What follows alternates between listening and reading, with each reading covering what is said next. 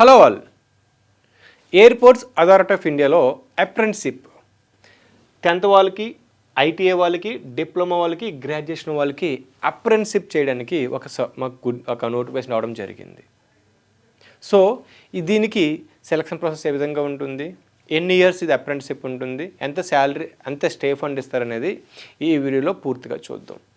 నేను మీకు గతంలో చెప్పాను అప్రెంటిస్షిప్ చేయడం వల్ల బెనిఫిట్స్ ఏంటి, అసలు అప్రెంటిస్షిప్ ఎలా ఉంటుంది, ఏ విధంగా ఏ రంగాల్లో ఉంటుందని కూడా డీటెయిల్గా వీడియో చేయడం జరిగింది. ఒకసారి ఆ వీడియో చూస్తే అప్రెంటిస్షిప్ చేయడం వల్ల ప్రయోజనం తెలుస్తాయి. ఇక ఏమాత్రం ఆలోచన చేయకుండా ఈ వీడియో సంబంధించి పూర్తి వివరాలు చూసుకుందాం.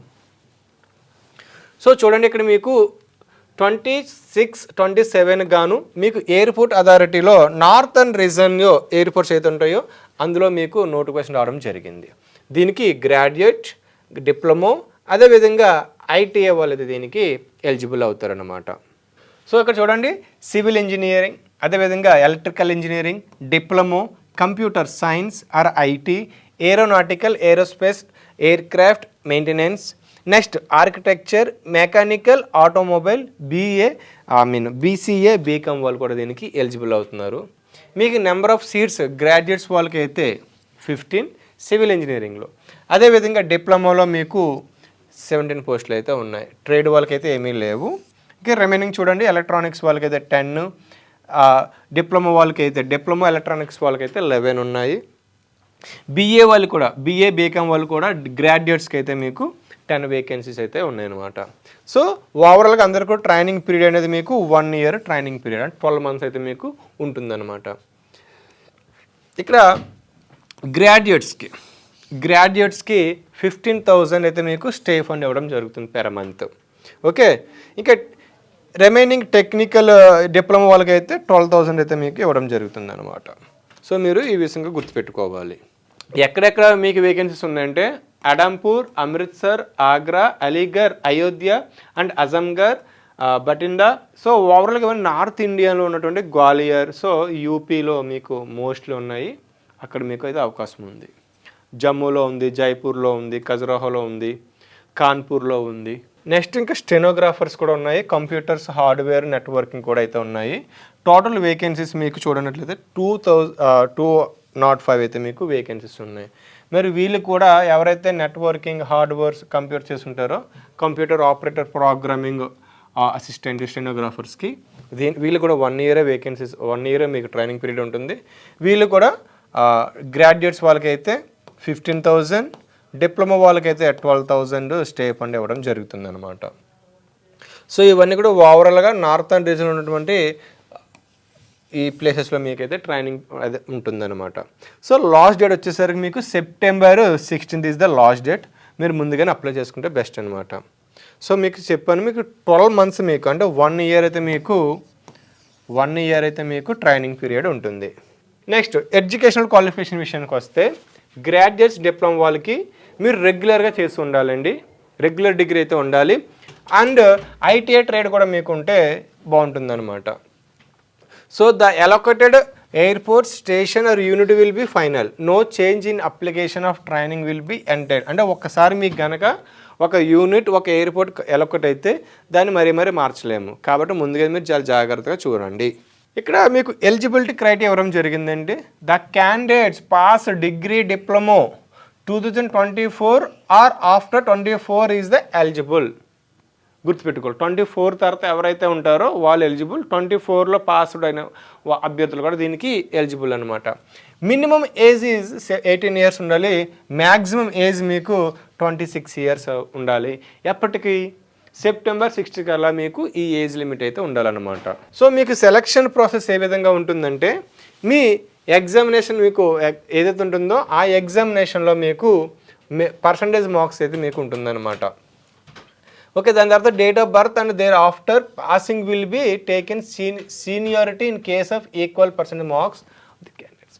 మీకు ఏదైతే మార్క్స్ ఉంటాయో ఆ మార్క్స్లో మీకు బట్టి అయితే మీకు ఇవ్వడం జరుగుతుంది.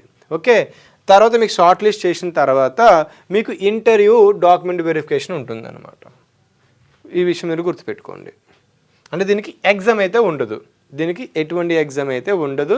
కేవలం కేవలం మీ మార్క్స్ పర్సంటేజ్ బట్టే మీకు ఉంటుంది, మీ అకాడమిక్ ఇయర్లో మీకు వచ్చిన మార్క్స్ బట్టే మీకు ఉంటుంది. షార్ట్ లిస్ట్ చేసిన తర్వాత మీకు ఇంటర్వ్యూ, డాక్యుమెంట్ వెరిఫికేషన్ అవుతుంది. ఫైనల్ సెలక్షన్ అనేది ఇంటర్వ్యూ వెరిఫికేషన్ మీద మీకు డిపెండ్ అయితే ఉంటుందన్నమాట. ఈ విషయం మీరు గుర్తుపెట్టుకోవాలి. తర్వాత మీకు మెడికల్ టెస్ట్ అయితే మీకు ఉంటుంది, మెడికల్ ఫిట్నెస్ సర్టిఫికేట్ అయితే మీకు ఉంటుంది. ఆ సర్టిఫికేట్ మీరు జాయినింగ్ టైంలో సబ్మిట్ చేయవలసి ఉంటుంది. సో ఇక్కడ చూడండి, after completion such apprenticeship training, మీరు ఏదైనా సరే అప్రెంటిస్షిప్ చేసిన తర్వాత ఓకే మీ ట్రైనింగ్ పీరియడ్ 1 year అయితే అయిపోతుంది. తర్వాత మీరు ఈ సర్టిఫికేట్ తీసుకెళ్ళి బయట ఎక్కడైనా సరే జాబ్ కోసం ట్రై చేస్తే మీకు ఫస్ట్ ప్రియారిటీ మీకు ఇస్తారనమాట, గుర్తుపెట్టుకోండి. ఇఫ్ ఇన్ కేస్ మీకు లక్ ఉంటే ఈ ఎయిర్పోర్ట్ అథారిటీ ఆఫ్ ఇండియాలోనే మీకు జాబ్స్ ఇవ్వడానికి ఎక్కువ అవకాశం ఉంటుంది. ఆర్ ఎల్స్ కాంట్రాక్ట్ బేస్ చేసుకుని మీకు జాబ్స్ ఇవ్వడానికి అవకాశం అయితే ఉంటుంది. కాబట్టి దీన్ని సద్వినియోగం చేసుకున్నట్లయితే మీకు హెల్ప్ అవుతుంది. సో ఎలా అప్లై చేసుకోవాలనేది మీకు ఆన్లైన్లో అప్లై చేసుకోవాలండి. ఈ విషయం గుర్తుపెట్టుకోండి, ఆన్లైన్లో అప్లై చేసుకోండి. నేను ఈ పీడిఎఫ్ నేను మీకు కింద బయోలో ఇస్తాను, డిస్క్రిప్షన్లో ఇస్తాను. దాన్ని మీరు డౌన్లోడ్ చేసుకొని అందులో మీకు మొత్తం పూర్తిగా చదవండి, మీకు అర్థమవుతుంది. మరి చెప్తున్నాను, అప్రెంటిస్షిప్ వల్ల చాలా బెనిఫిట్స్ ఉన్నాయండి, మీరు దీనిని తక్కువగా చూడొద్దు. అప్రెంటిస్షిప్ అనేది చాలా చాలా బెనిఫిట్స్ ఉన్నాయి. కాబట్టి నవ్ ఏ డేస్ మీకు సింపుల్ చెప్పాలంటే డిగ్రీలు చేసి ఖాళీగా ఉండి ఏయో స్కిల్స్ నేర్చుకుంటున్నారు. దానికంటే నేను ఈ అప్రెంటిస్షిప్ వెళ్ళమని చెప్తాను. మీకు నెలకు 15,000 రావని 10,000 రానివ్వండి. డిప్లొమా అవ్వచ్చు, బీటెక్ వాళ్ళు అవ్వచ్చు, బీకామ్ వాళ్ళు, బీఏ వాళ్ళు, ఎవరైనా అవ్వచ్చు. మీరు అప్రెంటిస్షిప్ చేయడం వల్ల మీకు స్కిల్ వస్తుంది, అంటే ప్రాక్టికల్గా మీ స్కిల్ నేర్చుకుంటున్నారు, దాంతోపాటు శాలరీ కూడా మీకు వస్తుంది ఎంతో కొంత. కాబట్టి అప్రెంటిస్షిప్ ఫస్ట్ ప్రియారిటీ ఇచ్చినట్లయితే మీకు చాలా హెల్ప్ అవుతుంది. ఓకేనా? మరి ఈ వీడియో నచ్చినట్లయితే లైక్ చేసి షేర్ చేయండి. For more videos subscribe our channel. Thank you all. And for more videos, please subscribe to iDream. Please subscribe to iDream. Please subscribe iDream. And please subscribe to iDream. For more videos, subscribe to iDream. please like, share and subscribe to the channel. Congratulations, iDream. Subscribe to iDream.